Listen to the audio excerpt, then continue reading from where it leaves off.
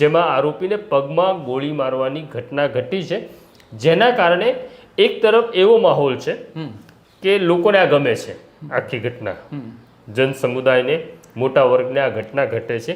બીજી તરફ એવી ચર્ચા છે કે હવે આ પોલીસની નવી મોડેસ ઓપરેન્ડી છે કે એન્કાઉન્ટર નહીં કરવું પણ પગમાં ગોળી મારવી.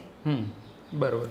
પણ આમાં ક્યાંક જેમ કે રાજકોટ, બિલીમોરા, સુરત, અમદાવાદ એટલે આખા ગુજરાતની પોલીસ આવું કરી રહી છે એવું એસ્ટાબ્લિશ થાય છે. ચોક્કસ કોઈ એક એજન્સી કરી રહી છે એવું નથી. પણ અહીંયા મૂળ પ્રશ્ન કિરણ એવો છે કે કેમ આવું થઈ રહ્યું છે. તો સૌથી પહેલી ઘટના જે આપણે લઈએ કે અડાલજ કેનાલ ગાંધીનગર હાઈવે ઉપર આવેલી છે, ત્યાં ઘટના ઘટે છે. જે આરોપી હતો એ સાયકો કિલર હતો.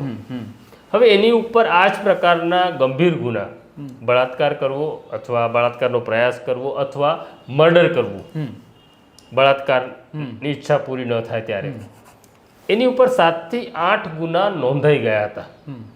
અને દર વખતે એ સેશન્સ કોર્ટમાંથી જામીન મેળવવામાં સફળ રહેતો હતો. જો સેશન્સ કોર્ટે એને જામીન ન આપ્યા હોત એની ગંભીરતાને જોઈને, તો પોલીસ પણ માને છે, હું પણ માનું છું કે જે અડાલજમાં ઘટના ઘટી જેમાં એક યુવકનું મોત થાય છે, એ ઘટના અદાલત નિવારી શકી હોત જો અદાલત પ્રોએક્ટિવ રહી હોત તો. પણ એવું થયું નહીં અને આખરે એ પોલીસના ગોળીબારમાં માર્યો ગયો.